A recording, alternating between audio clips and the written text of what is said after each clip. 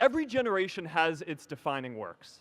More than 300,000 people worked to put that man on the moon, including that janitor. Millions of volunteers immunized children around the world against polio, and millions of more people built the Hoover Dam and other great projects.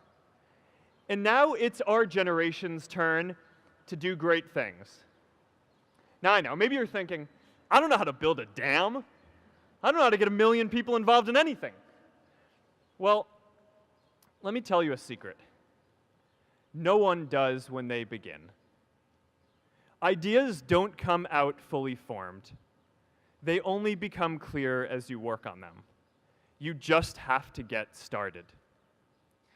If I had to know everything about connecting people before I got started, I never would have built Facebook. Movies and pop culture just get this all wrong. The idea of a single eureka moment is a dangerous lie. It makes us feel inadequate because we feel like we haven't had ours yet. And it prevents people with seeds of good ideas from ever getting started in the first place. Oh, and you know what else movies get wrong about innovation? No one writes math formulas on glass, okay? All right? That's not a thing, okay?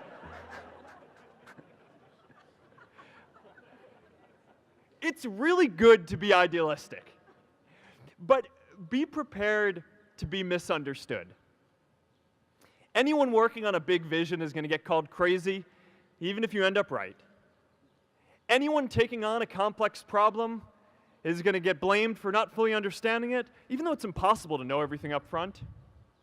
Anyone taking initiative will always get criticized for moving too fast because there's always someone who wants to slow you down.